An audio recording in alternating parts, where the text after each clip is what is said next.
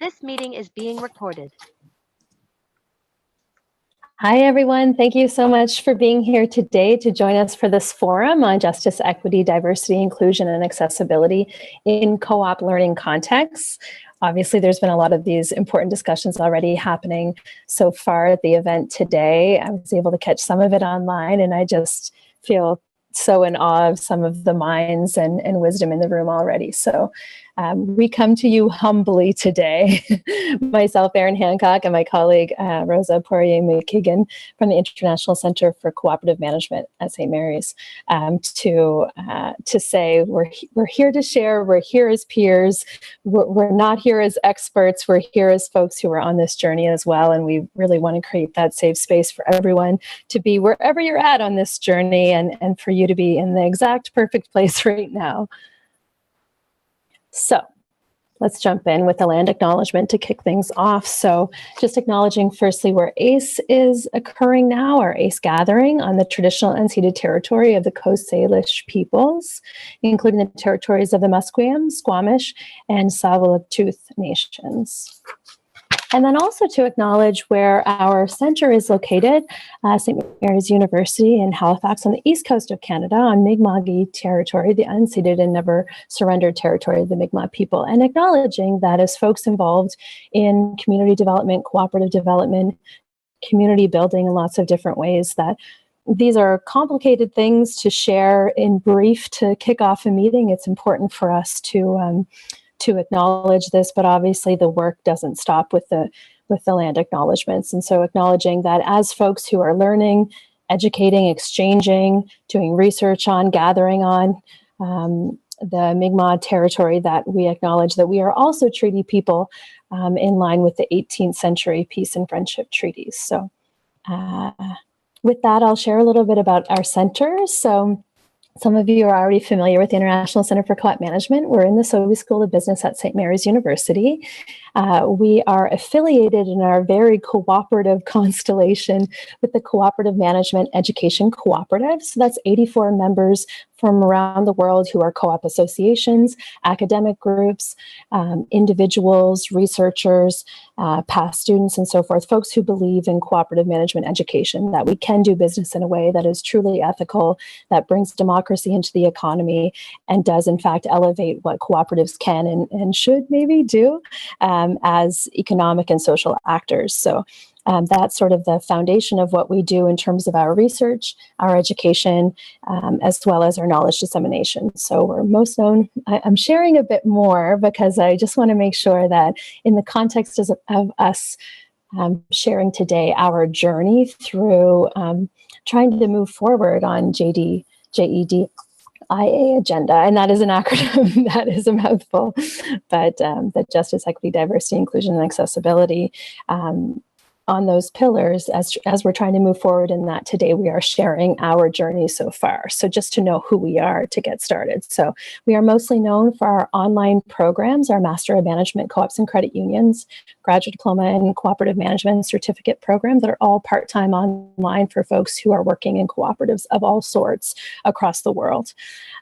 We also do executive ed training, so shorter courses online and in person, and to mention that we are doing a Principle 6 focused cooperation among co-ops focused course in conjunction with NCBA CLUSA Impact Conference in DC this October, and then we're doing that online in January. We do webinar series that are free and open with speakers, researchers, and co-op experts from around the world. Those are recorded and on our website at managementstudies.coop. Tons of case studies, publications, and so that's sort of the evolution of our center from a master's degree to now a Folsom Center, thanks to all of the people who have been part of that. So I want to also acknowledge that there are some graduates, professors, other people in the constellation here in the room today. So thank you. Okay, so moving on to today, we do want to hear voices from the room. This is meant to be a forum. Your voice counts. Ours should not be elevated above everyone else's, but we will try to steward the conversation today.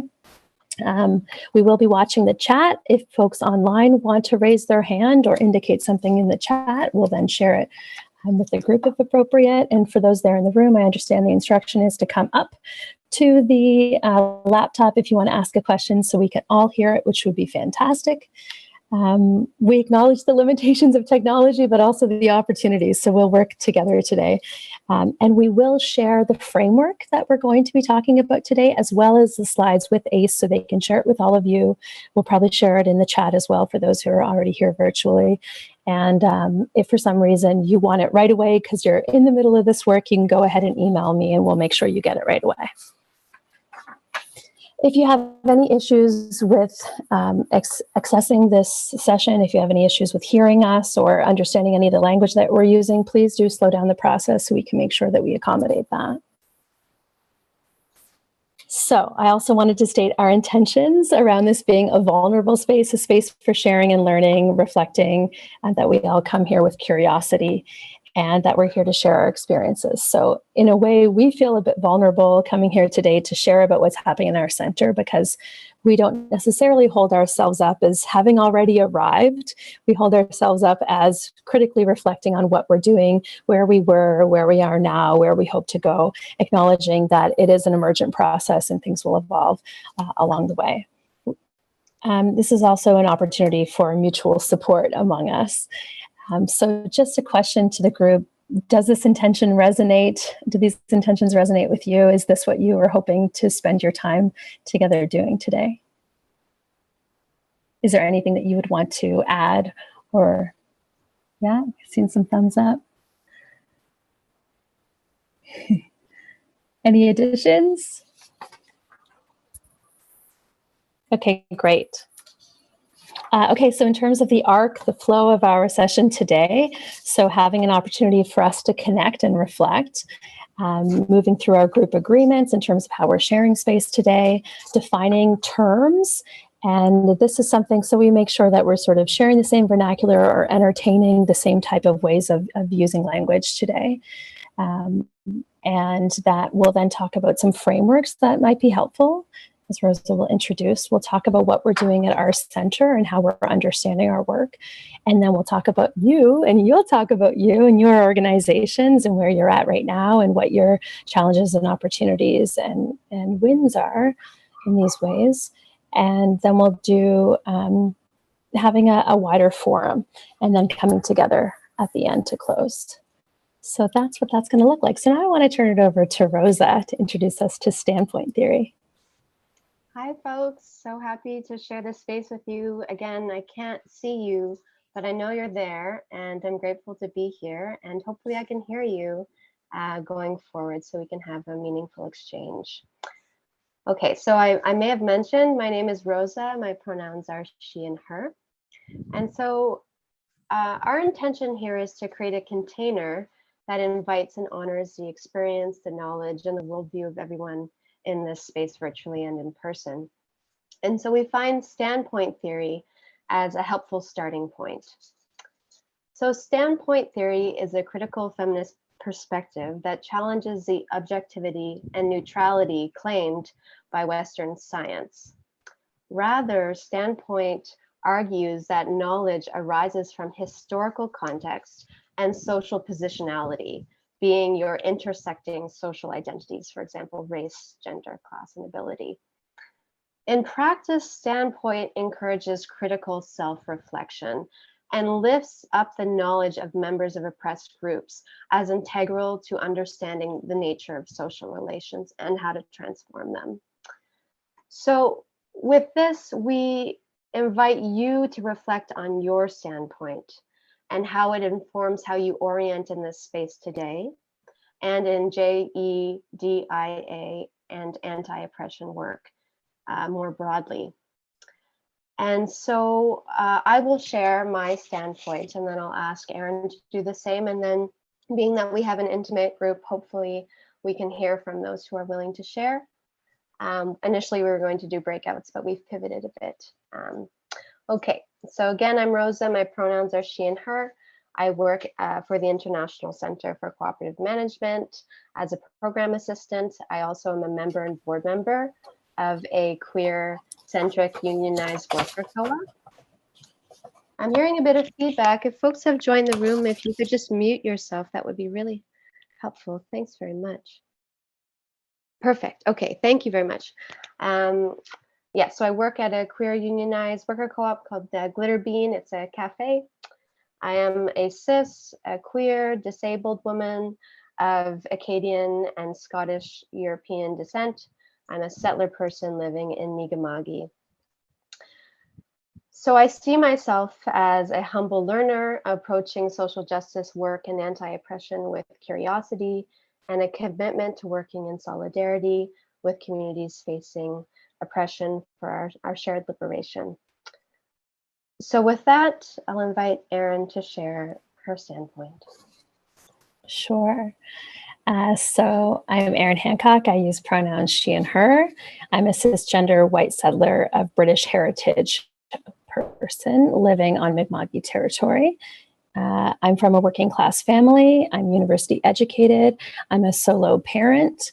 I also serve on the board of my credit union, and I've been working with St. Mary's University, particularly in the co-op and credit union programs for 5 years now. I definitely come to this work with curiosity, as well as an acknowledgement that transformation, and likely not just incremental change, is what is needed. Thanks. Thanks, Erin. Okay, so now we would love to hear from folks in the room virtually or in person, and a few prompts.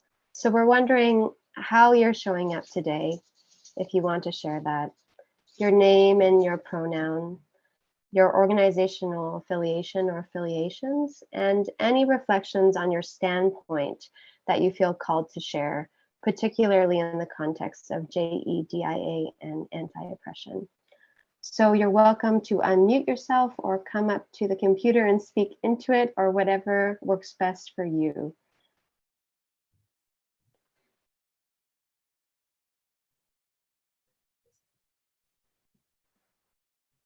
I can start us off if that will help break the ice. Okay. I will come up to be like, right. Hello. Hi. Hi. So my name is, okay, this is not, I'm usually the short one, so this is not working. A hot seat. Let's go with the hot seat. That's good. So hi everybody, my name is Paula Hoppeman. I am, the title is I'm Senior Director of Innovation for the Conseil de la Coopération de l'Enfant. Okay. So it's interesting standpoint. I'll try and be brief. I have a lot to say.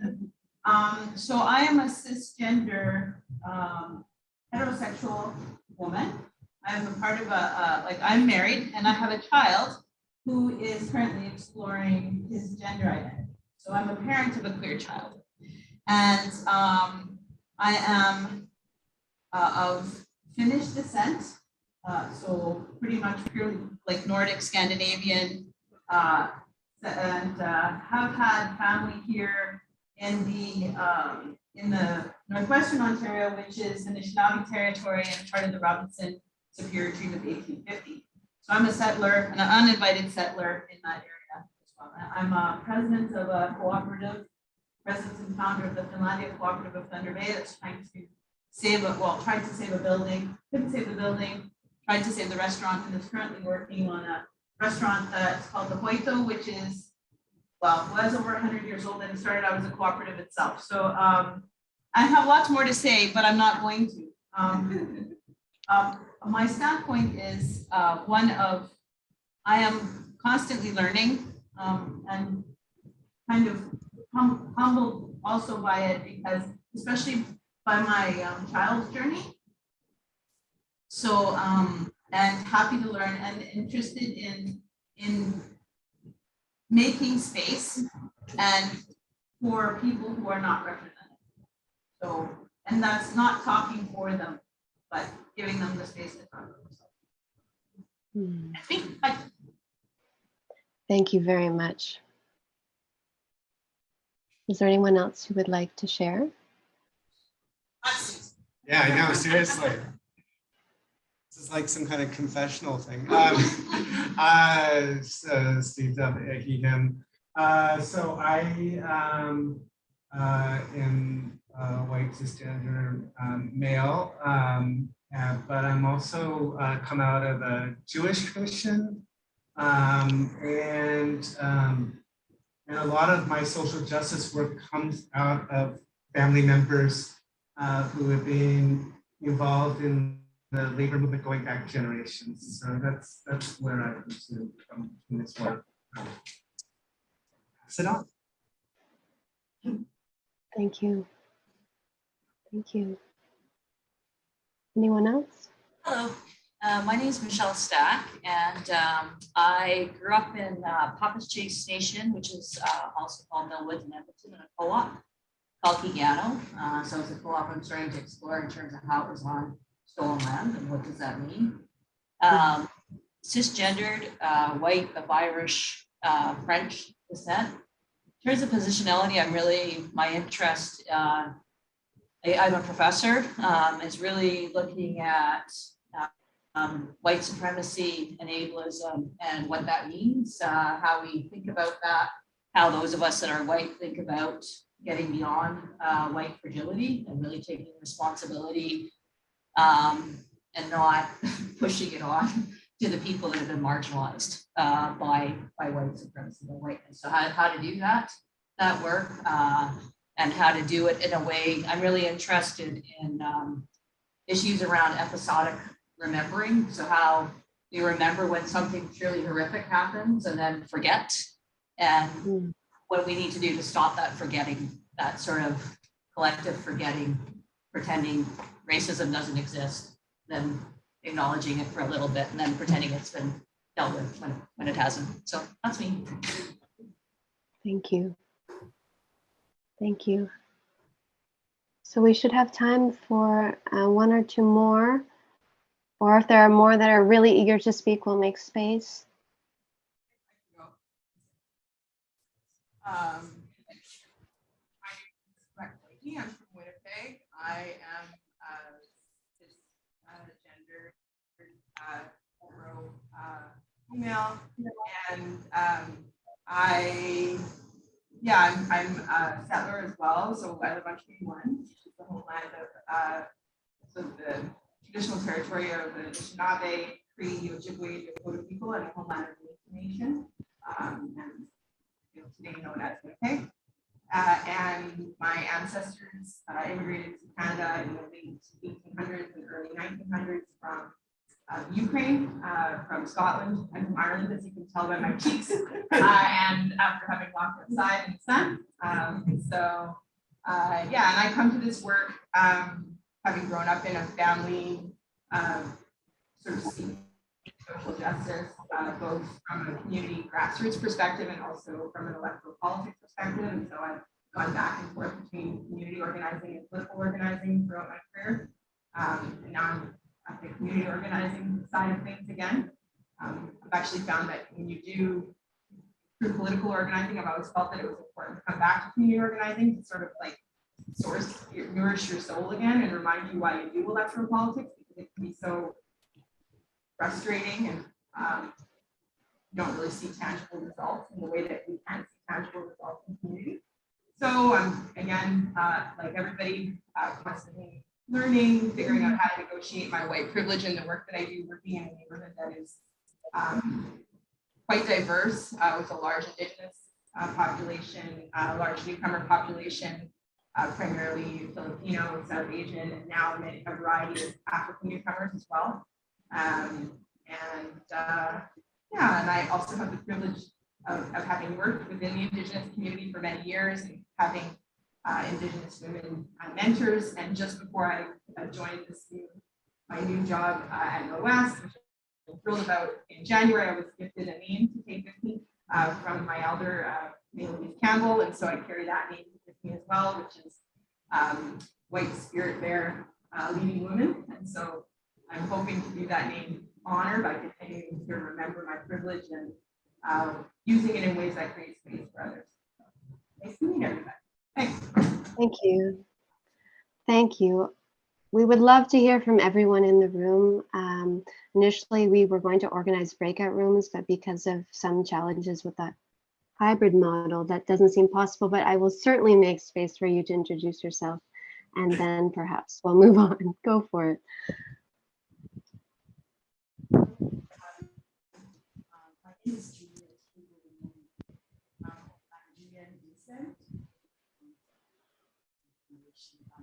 about 2 years ago. And I'm with the Black Women Professional Worker Corps out of Toronto. And I come into this space with a lot of openness and curiosity, and I'm cisgender, so committed. But there's the intersection of being a Black woman, experiencing racism, being a woman also, and then even more than that, also being someone that's privileged. So I think that has been one of the biggest learnings for me as an immigrant, being someone that came from, in terms of classism and economic, and until I came to Canada, I didn't understand the privilege that I had in my home country, because there I would have been considered among the 1% in terms of economic. And then to come here and really be humble at having to be looked down upon, and having to navigate from the ground up. So for the first time, even as a Black person, understanding what not having access really means. So there's a lot of internal work, not war, but internal work of within my community, the space that I occupy, and then within interfacing with the Canadian community, the space again that I occupy. And so the work that I do with the Black Women Professional Corps is really rooted in my own experience of being a mother of 5 children and having my sister die of cancer, and then being responsible for her 3 children, so 8. But in that space of having almost everything fall apart and not knowing how to stand up again, the mental health crisis that I experienced, and then taking a step back to realize that the people that held me up were women like my mother that I didn't know, but I found here in Canada, my peers, older women that rallied round together and made a commitment to say, we will not allow you to fall. You're going to rise, and we see you as someone that's going to rise. And they came together, whether it's through roster, whether it's through collective, pooling of resources, everything that I had to do to get my master's, to get all the learning that I needed, to be able to stand on my feet, to be able to raise my family, and then now be able to do the work that I do. So I honor these women, and I take the responsibility of knowing that we also have to stand in the gap for so many other women that are just down and out, and there's no one speaking, like not speaking for them, but allowing them, I love what you said, allowing them the space to have their voices heard. So the work that we do with the cooperative is really about giving women the agency, the economic power, the political power to stand, to know that there's a gathering of women and men, both people that look like them and people that don't look like them, that will stand there with them. And so I really believe like the cooperative movement has a lot to offer. I have experienced it, and I know that for so many more, the informal and the formal can merge and create something better. Thank you. Thank you very much. And thank you everyone for sharing and for your humility in doing so. So we're going to move on now to our group agreements. Erin, if you could change the slide here. So, normally group agreements are negotiated collectively at the outset of a gathering, but of course, due to time limits, we have identified a set of intentions and guidelines that will help foster group dynamics that support fuller participation, mutual care, and respect. So I'm going to read through the group agreements, and then at the very end, offer you an opportunity to add any that you see as missing. So we'll respect everyone's humility and dignity, be mindful of your positionality, your power and privilege in this space in relationship to others, to share the space, to move up, to move back, to speak from your experience, to stay curious, to challenge your assumptions, to embrace complexity, to lean into discomfort, to correct with care, to acknowledge intent but address impact, to take care of yourself, to be mindful of emotional labor, yours and that of others, and to honor intimacy in what's shared in confidence here. So is there anything else that should be added to this list that we have not done so? Or any clarifications before moving on?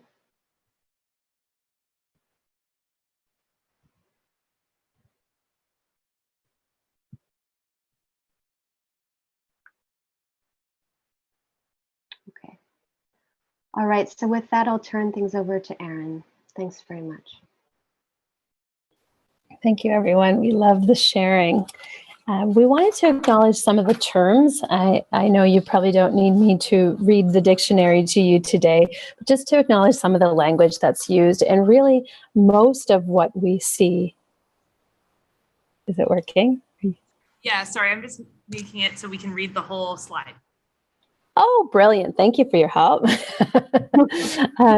And again, you'll get these slides after if you wish, but the idea that a lot of the language that we're talking about when we're talking about JEDIA work and anti-oppression work is around dismantling barriers. It's about social transformation, and it's really about ensuring that everyone's access and opportunity is considered in the ways that we distribute resources, power, give people an opportunity for their voice and experience to be in all aspects of society, and also in solidarity, how we work together on all of these things. It's not about a savior and a distribution. It's about fundamentally looking at how society can be and what our role can be in that. So I think some of this language is valuable, and maybe acknowledging equity versus equality is useful to point out.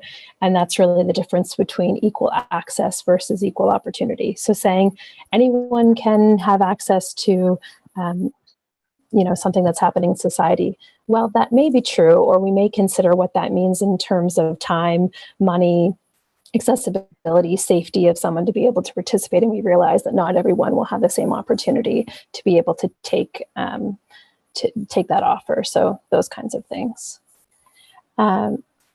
Moving on to, I know that white supremacy was already very eloquently mentioned in the room today, which is so helpful. And just to underscore what came up earlier, I think it was Christine Clark who had talked about intersectionality being such a critical part of our lens in doing this work, and acknowledging all of those intersections of our identity, the multiple ways that we interact in society in a way that does determine our social positioning and our access to power and resources as well.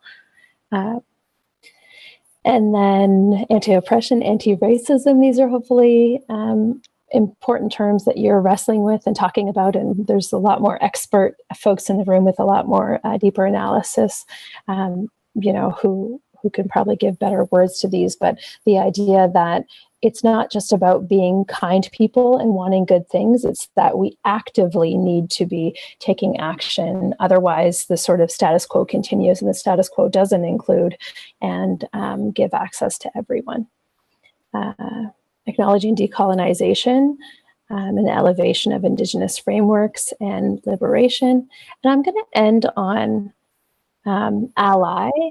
And I like this in particular, an action, not an identity. So in terms of how we can act as allies for the folks in the room who have those opportunities to take them and to make them as we move through this work.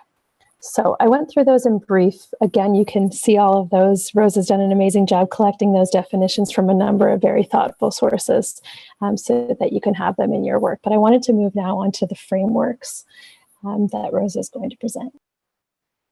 Thanks very much, Erin. So we're drawing on 4 frameworks to help situate conversations today on JEDIA and anti-oppression within organizations.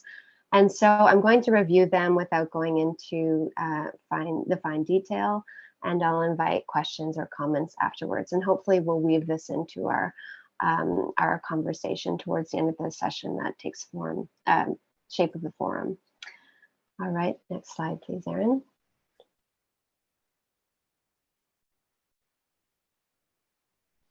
Right. So the first is the oppression tree by the Center for Community Organizations, COCO. So the oppression tree is a metaphor that attempts to articulate the complexities of oppression and the cyclical nature of the different micro and macro incarnations. So in this metaphor, the leaves and branches represent the outcomes and impacts of oppression, for example, surveillance and harassment. And the leaves reinforce the systemic structure overtly, much like the process of photosynthesis. The trunk of the tree are beliefs and institutions of oppression, for example, of supremacy or the institution of private property. The trunk supports the main structure of the tree and is the conduit between the leaves and the roots, transmitting nutrients like water. And lastly, and importantly, are the roots. The roots of the tree are systems of oppression. For example, that of white supremacy, capitalism, colonialism, patriarchy, and of course, the ways they intersect. And without the roots, the tree will die. So really what we want to reinforce here is that all parts of the tree are connected and reinforcing. Trees are also networked, illustrating the intersectionality of our struggle. The oppression tree suggests a need for systems-wide analysis of oppression, considering the macro and micro dynamics, and also importantly asserts that we need to cut down and cut off the roots in order for the oppression tree to die and be transformed. So we are trying to get at the roots. The next slide, please.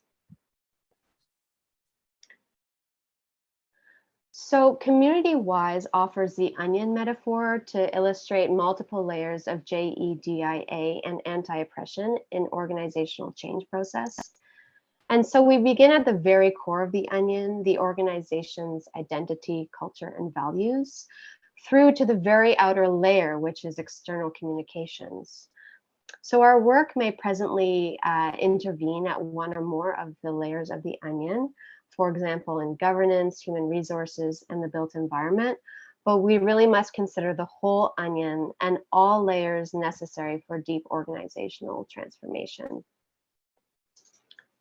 Next slide, please. Okay, so this framework is pulled from a journal article by Kame and Griffin. It focuses on enabling allies in anti-racist and anti-oppressive organizational processes and draws out 5 key elements of this work. This framework is not a fixed roadmap. It must be situated in context and responsive to relationships. And with that, it can also be useful to understand an arc of anti-oppressive organizational change. So we'll unpack it together. The first element is reflexive relational process, and that involves listening, building understanding, building relationships, nurturing trust between allies and those targeted by oppression. It involves clarifying the aspirations of those targeted by oppression and removing the obstacles to these aims being achieved. And it also involves mobilization and increasing collective agency to move these changes forward. The second element is socio-political education, which again centers the knowledge of those targeted by oppression.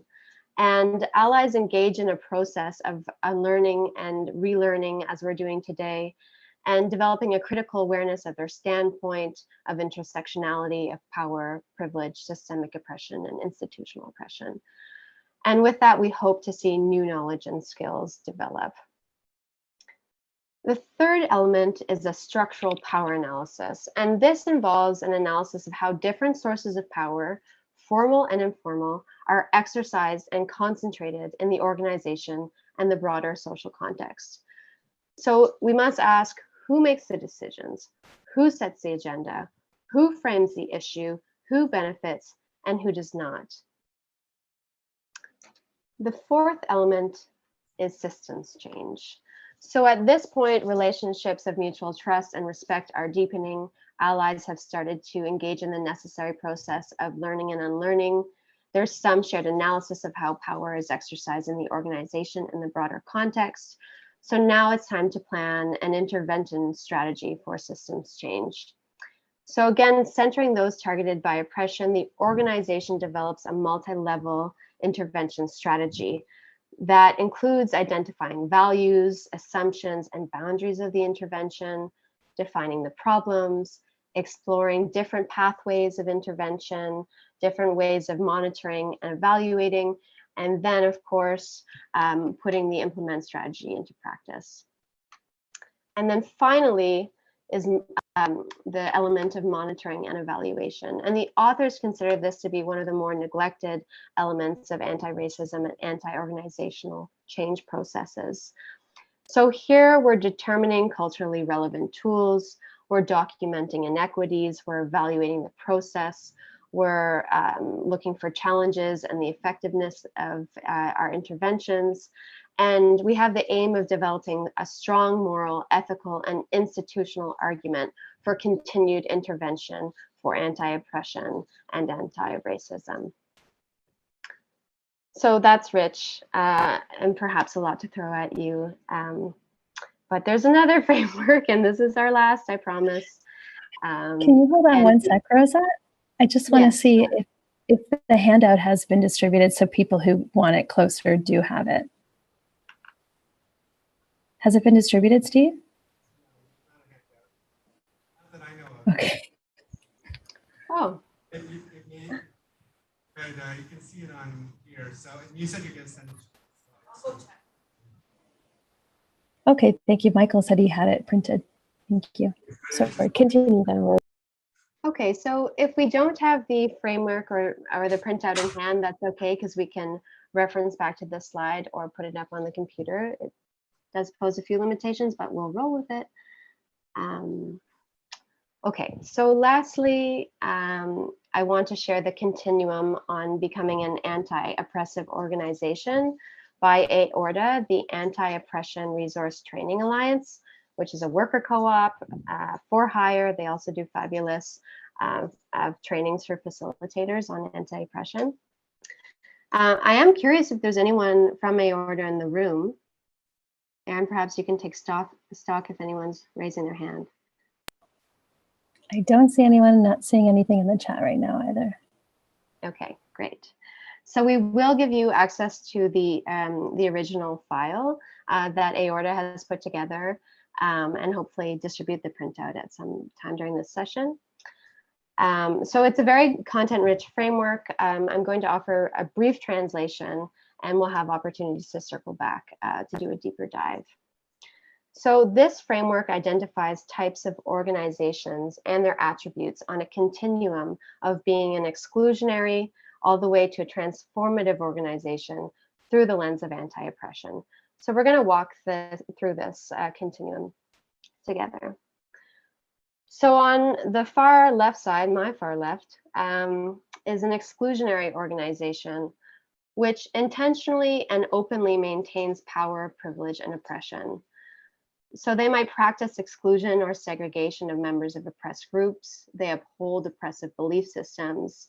Oppression is really baked into the organizational structure and practices, policy, procedure, decision-making, education, and they defend the power and privilege of the dominant group.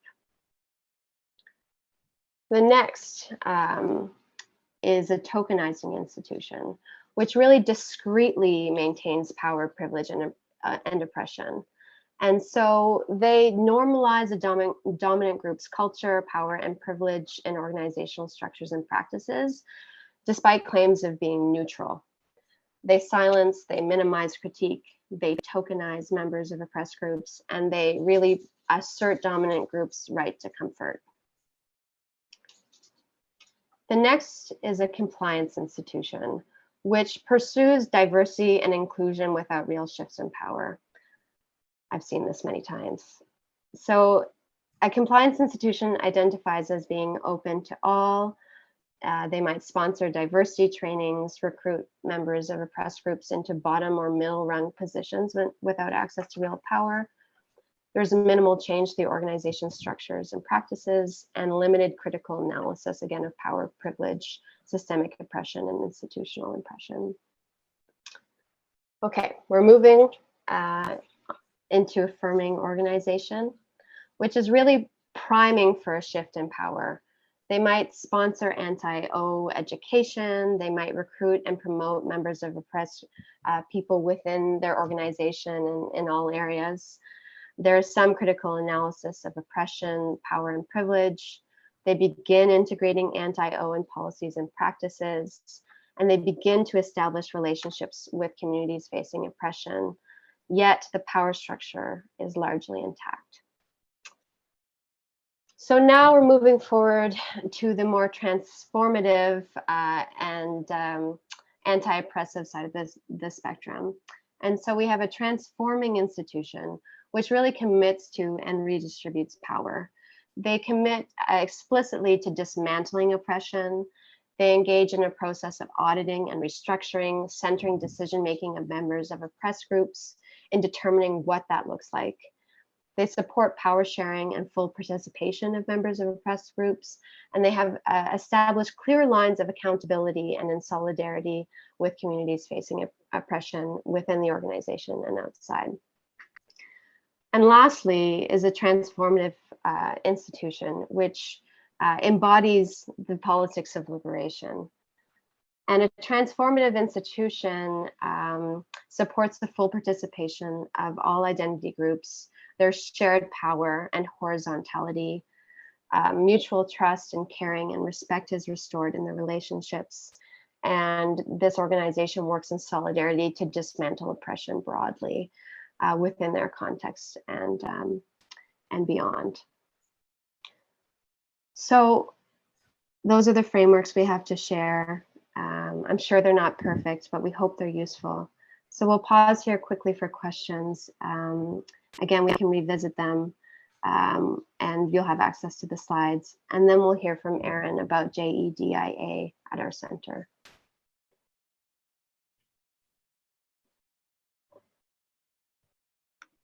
Ask a question, if that's okay.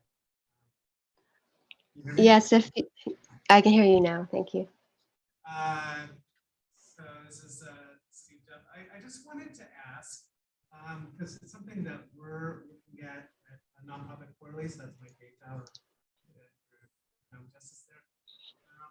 But we're looking at, we actually focused our whole spring racial justice issue of our magazine on being what does it mean to be a pro-Black organization? So in other words, trying to flip from just anti-oppression to what we're actually for. And I didn't know how much that had, what does it mean to shift from white supremacy culture to a culture of thriving that's rooted in Black culture? Those kind of questions. And I didn't know if that's part of your thinking or framework or discussion, but I just wanted to raise. Thank you for bringing that forward. I'm not in a position to answer that. And I think that it's something that we can definitely return back to when we do our group breakout. If folks are willing to engage in that question, then that would be wonderful. Yeah.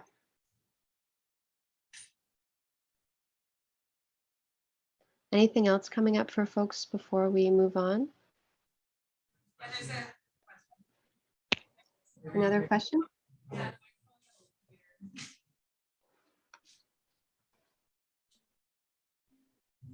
Here? Hi. Hi. Yes. So the question that I have is the framework. I know it's for organization, right? But it also kind of like applies to societies and to countries. So is there like a basis where this can be used for not just organizations, right, but countrywide? And this is not just in the global north, but even in the global south, where you still have, instead of racism, you have tribalism, right? Those same, equivalent oppression. So could this be, is there a basis where this can be used? I think it depends on the direction we push it and our mind melding. and our understanding of the different contexts that this could be applied. I think there's elements of these frameworks that can be applied more broadly, not just within organizational settings, because it's really about transforming social relations, and the organization is kind of the fertile ground for that to happen. But I'm sure if we could bring our heads together, we can expand on some of these principles and apply them in other contexts, like you said. And that would be maybe a challenge to you or to all of us to do, an exciting one. Thank you.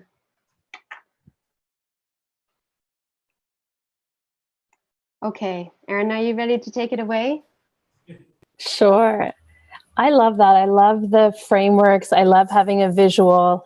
I like thinking of things in these ways where it, there's a bit of language and flow to it. Of course, we don't need to marry ourselves to anyone, which is why we wanted to present a handful. But it is helpful in sort of broadening the conversation, and for me anyway, helping me see things in new ways that make new things possible, I think. So we will spend the majority of our time left together in conversation.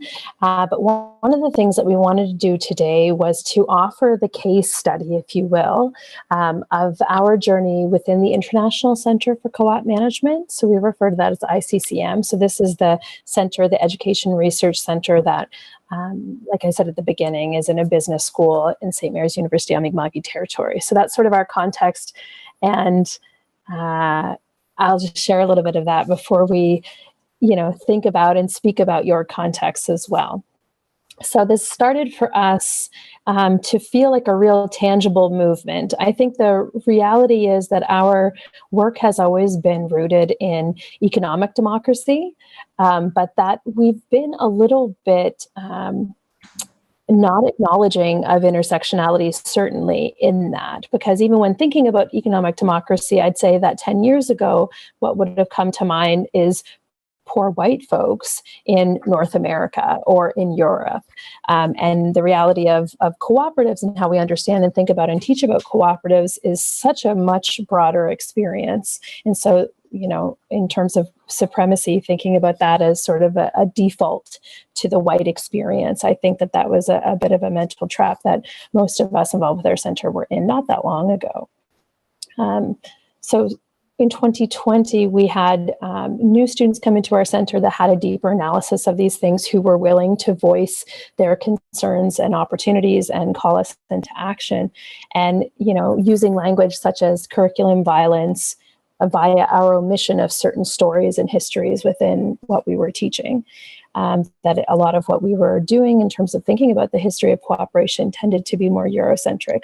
I think that's still true across a lot of the histories. When we talk about the Rochdale pioneers, I think a lot of people sort of hang their hats on that example, and it is a significant one in the history of what we call the modern co-op movement. But the formalizing of something tends to be a mark of whiteness and may deny what was the histories before that, and happening in tandem with that in other communities. Our faculty and our curriculum was criticized as pale, male, and stale.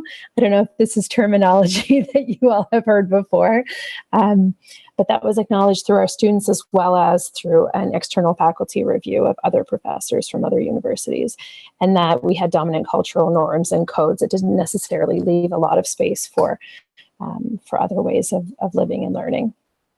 So we, at the time, and I know a lot of us have come through this in society, certainly in North America in recent years, a reckoning with white supremacy, racism, police brutality, and the introspection that can follow from that. I liked earlier when white fragility was mentioned. Very, very useful concept to unpack for sure in terms of acknowledging and who we can be in the spaces when we are white folks. And that's just acknowledging there are some of us white folks in the room today, not all. So we had an absence of a policy on justice, equity, diversity, inclusion, and accessibility and anti-oppression. We didn't have a strategy about organizational change around these issues. We were majority white, class comfortable, university educated faculty, staff, and governing body, which allowed us to see the world in a certain way with, some dark spots in terms of not acknowledging a wider experience. And also education on these issues tended to be an individual pursuit, not something that was really pushed through work by our center as a whole, or taken leadership and is shared among our center as a whole. So then moving on next to what do we do? Those things were raised. So then what do we do? So this is really sharing practices and approaches. And I know that in a lot of these sessions, that's the thing that people say, like, what does it look like in practice? So this is what it's been for us so far. So in our curriculum, we started teaching cooperative history beyond Eurocentric history. We started bringing in case studies and creating through research case studies that were showcasing cooperation in equity-seeking communities. We started addressing justice, equity, diversity, inclusion, accessibility directly in curriculum to help give students some of these tools and language as well. And also included in that is anti-oppression decolonization as well. Within our faculty, we started bringing in new professors from diverse social locations and expertise. We've also created a checklist for our professors to reflect on their curriculum bias as they're choosing readings, speakers, and leaders that they want to highlight in their teaching.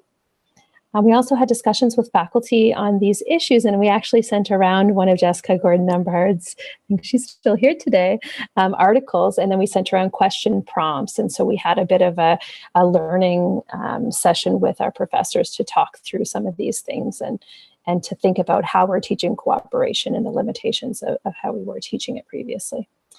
We also begin what we do with our land acknowledgement.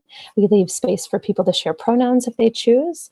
When we hold in-person events like our orientation, we'll create gender-neutral bathrooms, even though our campus does not have those right now. We create them through our own labeling. We include accessibility questions on event registrations to ask people what will make the space accessible and safe for them, so that we can make sure to anticipate people's needs and to do our best to have them feel like they're fully included and cared for, reducing barriers. And then lastly, looking at reducing financial barriers, we use an equity lens on our course fees in terms of reducing fees for folks that might be attending some of our short courses. We create bursary allocations based on an equity lens. So if someone's coming to us, we have students now coming in to us from the Gambia who might be making $300 and $400 US a month compared to some of our North American folks in the programs. We acknowledge that we would go above what would typically be our ceiling for giving bursaries to acknowledge those folks' limitations on participation if we didn't. And we also don't have any international student fees. We keep those the same for domestic and international students alike. So those are some of the things that we've been doing. We've also added in student supports, so connecting students to our university resources like the Accessibility Center, counseling, and the Writing Center, so that again, the accessibility and opportunity for folks can be a bit more equitable depending on what backgrounds they have come from. We offer mentoring, folks that need support throughout their programs. We offer flexible deadlines if people have things going on at home or in their work or with their mental health or physical health that they need flexibility on. We take neurodivergence into consideration if people want to propose alternative assignments. We keep these issues on the agenda, so addressing them in our staff meetings, bridging these things, talking about the call to action, ensuring that we continue to build readiness within our whole team. Like I said before, you know, when you're in a team, there's some people who grab these things and run with them and take leadership, and there's other people that are more hesitant. And the reality is, in teams, we don't want to just leave it to the person who's most uncomfortable because then we won't make the change that needs to happen. But we also don't want to move that person out of the process. We want to bring them along. So, you know, to find ways to acknowledge and bring people along in the learning so that we can continue this transformational work. And drafting a policy statement as part of that as well. And again, we share that with their professors.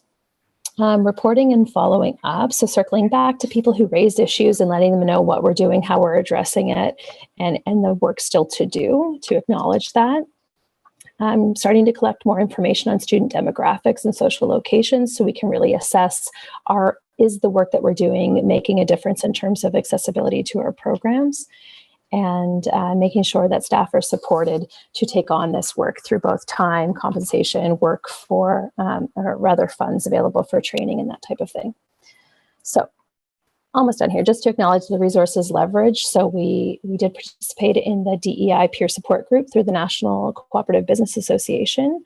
We also participated in conversations, webinars, and trainings from other organizations like AORTA, for example, like Rosa mentioned earlier. And we also engaged our Associate Vice President of Diversity Excellence at our university to talk about what we're doing and what we want to be doing. And we're lucky in our university, we can have access to funds to do some of this work as well. So our shortcomings and shortfalls and stumbling blocks, I think that it's worth naming these. So like I said before, I really do believe that transformation is what's needed. And sometimes the compromise is in some areas on incremental change, and that it is an emergent process. And again, bringing the whole team along. That we don't yet have an official policy on various aspects of this work that we're doing. We would like to, but haven't yet done an audit or an external review. We know that there are things that we can't see yet in what we're doing or not doing that would make a difference. We don't have a strategic plan for our interventions or an organizational restructuring plan. We have a need for resource allocation, including human resource allocation for this kind of work. Ongoing. Again, like I said, we haven't arrived, and you never really arrive, and we don't want to look at it that way. We want this to be ongoing work. The need for regular reporting, transparency, accountability. So that mechanism is weak at this point. Diversion analysis, levels of readiness, and also need for socio-political education on our team and our wider faculty body, on our board, and that we still have a predominantly white, group of folks involved with our center occupying various privileges. Our university procedures are out of our control to some degree. So we can't act as a totally independent body within this transformation. And we also have a limited engagement and dialogue with those from that are targeted by oppression. So the need for redistribution of power and voice within those who are targeted by oppression, and to help shape this process as well as the outcomes that we're moving towards. So lastly, moving forward, we want to finalize a plan of the work to do. We do want to engage in anti-oppression audit. We want to do quarterly reporting to keep the work fresh, top of mind, that everyone is engaged with it. We want a working group that, again, is centering equity-seeking groups and voices, representing people from all of our constellation. We want continual education for staff, faculty, and board, and a shared set of priorities. We want a dialogue with other university entities to ensure that the whole university is moving forward and we all can learn and benefit from each other's journeys. To create knowledge, like webinars, publications, and so forth that can be used by the wider sector, that we're able to put our resources and time towards making to be part of this journey with other folks as well. And continual evolution of our course content. We definitely have ways to go in a number of courses, and consideration of HR processes and also remuneration. So if we want folks to have a space at the table, we want more voice at the table, we also need to acknowledge that we don't want to do that based on asking for free labor. We don't want to do that based on availability of folks at the discount of availability of others. So keeping that in mind. And I'll circle back to that framework, and maybe it's been distributed around the room. Okay. Okay, it is in the chat, but basically we didn't identify that we were firmly situated in one of these yet, but we did identify that there are a few things that we think are true for us, that we see ourselves as a non-oppressive institution with open doors to all people. We also acknowledge that there was little or no change in culture, policies, and decision making. So that distribution of power and voice within the leadership, for example, of our organization, we're not seeing that yet. So that falls under compliance institution, and under affirming institution, we feel like we sponsor anti-oppression trainings and ongoing study of a range of topics, and that our institutional structures and culture that maintain power and privilege are still intact and relatively untouched. So those are some things that resonated. We'd like to say we were fully in the transformative institution, but we know that we're definitely still on the journey. So if we aim to complete this work together today, to give you time for a break, which you probably all deserve, it means that we have 15 minutes left for your voice to come into the room. And Rose is going to give us a bit of an introduction to that. During that time, we can also ask questions about what I've shared to date too. It is, like I said, a work in progress, but maybe I'll let Rosa take over on the forum. But if you do have questions on what I've shared, you can ask then as well. Yeah, so Erin, just to clarify, you want to close for 7? I think that's appropriate given the pace of the conference. Okay, great. All right, so we were hoping for more opportunity for participation. Unfortunately, time does not allow based on how things have unfolded, and so we'll do our best. So this, in our last 15 minutes together, we invite for folks to share about JEDIA and anti-oppression within your organization. And actually, we'd like to refer back to the continuum tool, if it's helpful. Where would you place your organization on the continuum? What are some of your shortcomings and stumbling blocks, tensions? What's working? What resources have you leveraged? Ways forward? Questions for the group. And so I am very mindful. We have a short amount of time together. So do be mindful as well of how much space you are taking up, and who is gravitating towards the mic and who hasn't had yet an opportunity to share. So with that, I welcome folks to unmute if you're on Zoom, or come up to the front of room and share really anything that comes up for you at this moment. I'll just say quickly, you do have until 10 after the hour, so that's, you have about 25. Okay, so we do have until 10 after if we need it, Rosa. Okay, well, if folks feel good about taking up that space, then we can certainly lean into it. But of course, take care of yourself. And if you need to stretch or leave or drink water, we don't take offense to that. Take care of yourself. And the mic is yours if anyone would like to take it.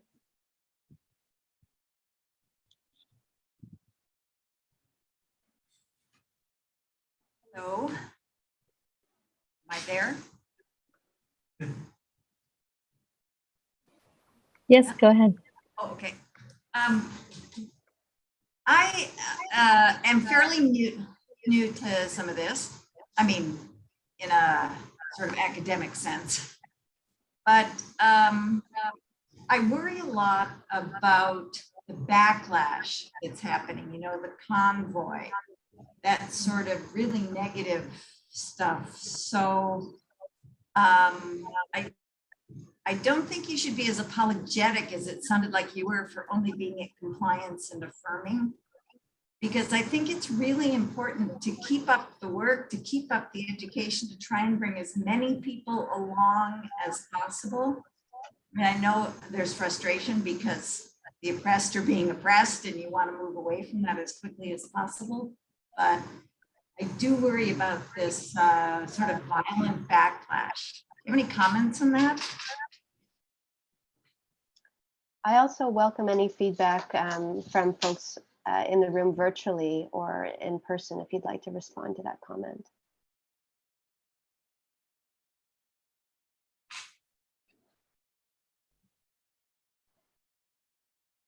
Erin, does anything come up for you?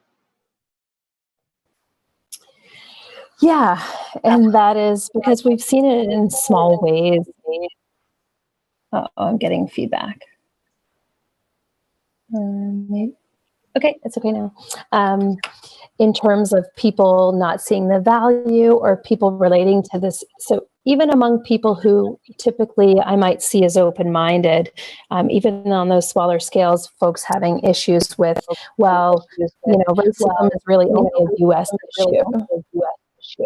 Rosa, could you mute yourself for 1 minute, please? I don't know where it's coming from. Okay, let's try that.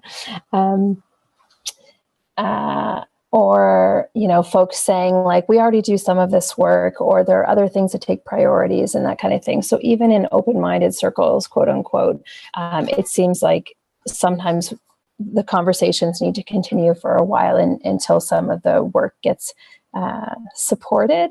But I think the reality is there are always going to be people to resist this work because there are people who feel like their rights are being compromised by sharing more power and privilege with more of the world's folks. So no matter what, I think that is going to happen. And I hope that it doesn't dampen any of our spirits, because I think that's reaffirming how important this work is, and to use for those of us in the room who have power and privilege in certain spaces to leverage that, even when times are hard. And my goodness, times have been hard and hopeless. But to remember that, we often have tools in our tool belt of the listening that people have of us, to be able to make those changes. And maybe it's not the people who are far, far away from this who we're trying to bring along. Maybe it's the people who are questioning that we're trying to bring along and inform and give tools to. And that, I think, is a very hopeful space to work in. What about you, Rosa, or others? Yeah, I realize the light is shining on my face in very strange ways, but I think we build our base and we push the envelope, and we can't afford not to. If we want to prefigure the change in the world, we have to live it, and it's going to make some folks uncomfortable. But I think this is why we want to emphasize relational processes, emphasize political education opportunities, and hopefully more and more folks will warm up to the ideas. But I think we can't be held back in this process because it's necessary. I see a hand from Joanna on Zoom. I'd love to hear from you.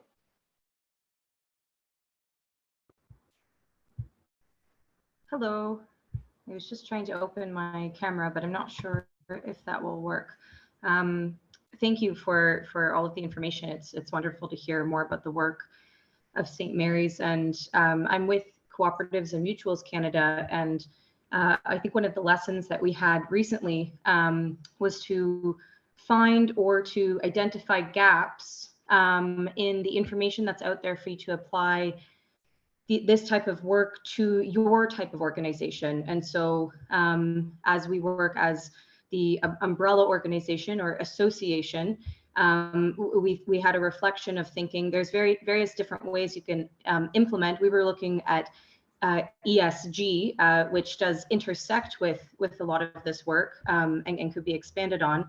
And we were having that reflection on what does this mean for an association versus our members who are possibly sectoral federations, provincial associations, and cooperatives.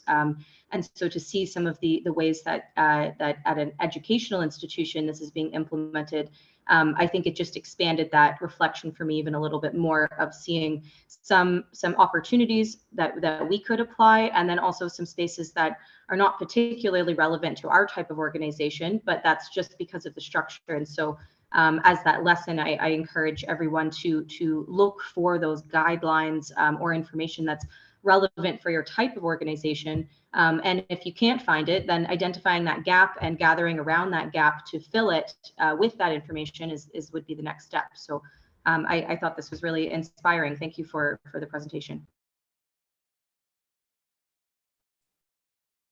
Thank you. Thank you very much for that reflection, Joanna. And I think, yeah, certainly there are gaps in terms of how to hold these organizational change processes within our context, but we also find the information within ourselves, within our communities, and again, engage diverse worldviews and understandings and help meld the process and outcomes, because I believe we have the power to do so. And of course, referencing frameworks is helpful, but but we have brilliance among us, and certainly prioritizing those most impacted by oppression is essential. I see a reflection from Jessica Gordon-Nemhart in the chat, and I'm wondering, Jessica, if you would like me to share that reflection outwardly, or if you would like to unmute and share the reflection yourself, whatever your preference.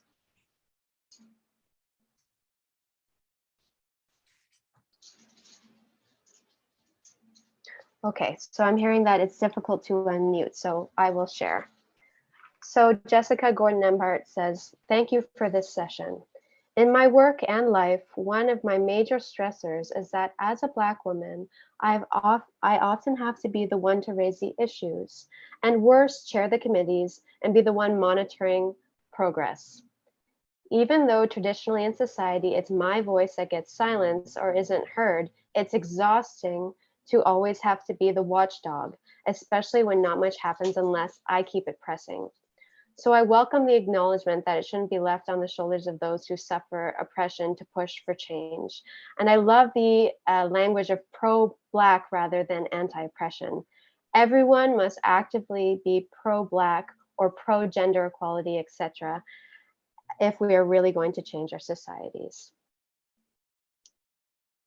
So thank you for those words and reflections, Jessica. We really appreciate them. Would anyone else like to contribute? What's coming up for you?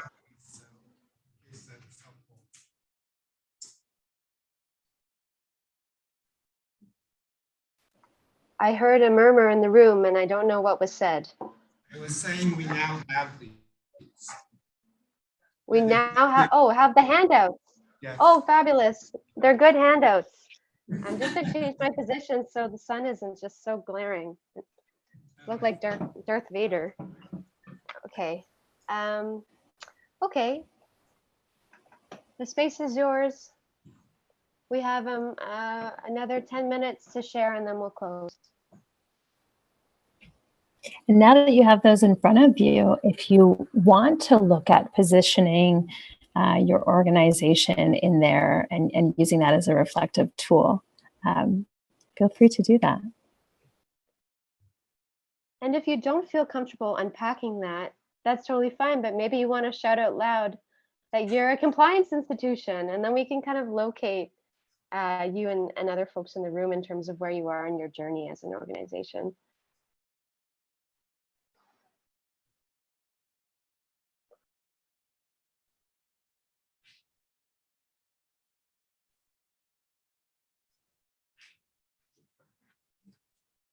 Sorry, just Hi. The one question that I have is, when we're doing this work at the organizational level, right? People are already formed in their values, in their behaviors, in all of that. So it's like going against the grain of what they've already, how they've already evolved as human beings. What is the room to expand this to a way where, if we're looking at different generations, for instance, for the younger generation, how can this start earlier, right? Like how can we do this work even at the family unit, where these behaviors and these biases and a lot of all these things are formed? How do we expand that education so that, as a parent, for instance, before people get married, or they do anything, like as an adult, you learn how to do that thing. Well, how is it that when it comes to parenting, right, to children and how they're formed, there's nothing in society that says you should be ready so that you don't pass on the biases and everything to a new generation, right? So how do we get that conversation going? Because it's almost as if it's too late. It's not that it's too late at the organizational level, but can it start sooner? That's the question. I don't know how to frame it. Great question. Great question. Would anyone like to respond? What are ways that we can intervene in community life and in family life?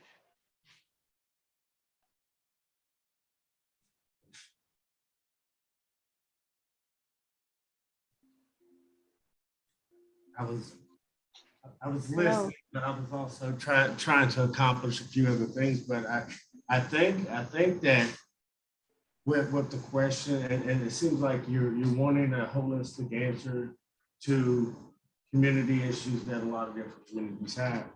And I think it's comes down to several different things. One is awareness of the model of the ecosystem, different things like that, beyond business, because you're speaking to the outcomes that will come from those different groups and audiences is more going to be on a social impact level as well. So it's using it as a mechanism to teach a sense of self-efficacy and stewardship on the individual level that affects and impacts the family level. And then we're able to bring that into the community, because at the heart of the matter is that the health and wealth of that community are those individuals. What are those environmental assets that are there that can be leveraged when we start looking at educating, at empowering socioeconomic development? And so those are things that comes in the form of we have to reach the individual. We got to reach the youth. Maybe it's not high school when they formed their own mental concepts and already been influenced, and maybe it's more down to the middle school levels where they're really trying to identify with who they are, where do they fit in, and they're very much influenced. They're starting to figure out, who do I want to be? Who am I? Where am I at? And they're very much influenced. And we focus a lot, especially in the U.S., is, where are you at on the third grade level? So we know how many prisons to build, and then is I call the middle school the forgotten years, because then we skip past that. We start thinking about high school and getting out, but are we really preparing them for life? Are we teaching them what to learn and not how to learn? And then is how through their own sense of self-determination, how to be effective with those tools and resources that they have access to, that they're aware of first, that are available. Right? Is it available within your community or an adjacent community? And what are your barriers to accessibility? Many times it's capital, many times it's transportation, and now it is even more so, it's broadband. So is how do we look at those, overcome those barriers, address those barriers? And many of those barriers have stemmed from systemic issues, from policies, et cetera, but also from the capitalist mindset of wealth attainment for a very few, whereas we're looking at distributive wealth, where individuals have access to a better quality of life and not a better bottom line. If we focus on developing and reaching a better quality of life, then in most instances, that individual, that family, that community is going to have a better bottom line. And then we already have the benchmarks on poverty and things like that, but how do we really connect to those individuals? How do we get it in their hands? And it has to be a multi-pronged approach. We have to look at it from an economic standpoint, But before we can look at it economically, there's an educational piece, and then with that educational piece, there's also that entrepreneurial, socioeconomic empowerment piece. And then we're working at jobs. Now we're in the workforce development, and professional development. And then it's how effective we are along that continuum will be how effective and what the impact and return will be on an economic level or socioeconomic level. I don't know if that answers your questions, But I kind of took, but it really, it has to be education at the forefront, and that's the foundation. So is where do we fit in? Where do we get it in there? And let's be creative with it. Let's not be restricted with it. And let's not hold people out from accessing it by putting a price point on it that's cost restrictive, because then it's not going to be inclusive. You're going to lose out on the diversity. You know what I mean? And then it's definitely not going to be equitable because everybody can't access it. So it's almost to the point of conversational comments and then connecting that point. But I think education is that path on the individual, family, and community levels. Sorry. Thank you. Thank you very much. And what you shared underscores again this systemic, holistic, kind of multi-pronged approach that is really important in embedding in these processes. So we have pretty well 5 more minutes together. We have a few thoughts in closing, a few wrap-up pieces and logistics. But I'm wondering if someone who hasn't yet spoken or someone who feels really called to share might share a few words, really, maybe even 3 words to describe something you're left with, or maybe how you're feeling in this moment. And if that feels too restrictive, you can push back on 3 words, but any final sentiments to wrap us up?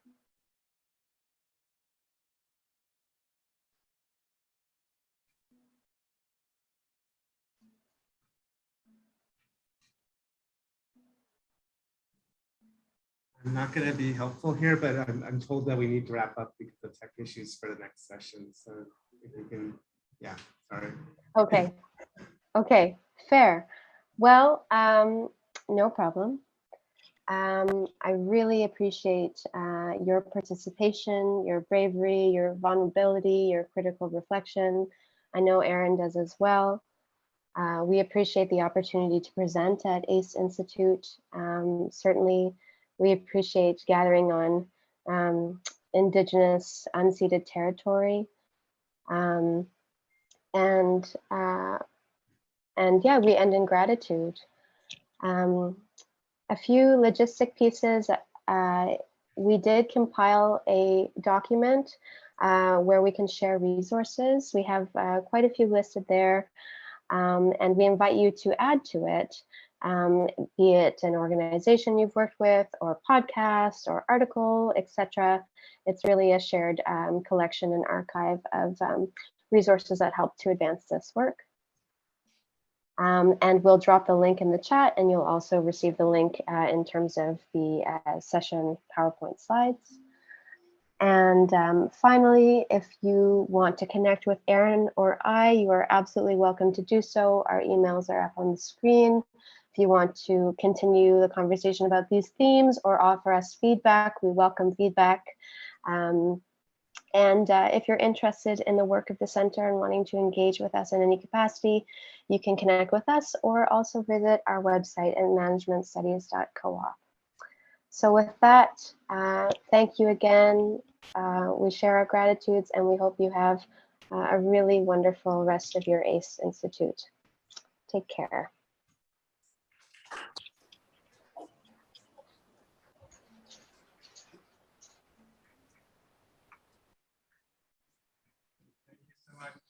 Thank you.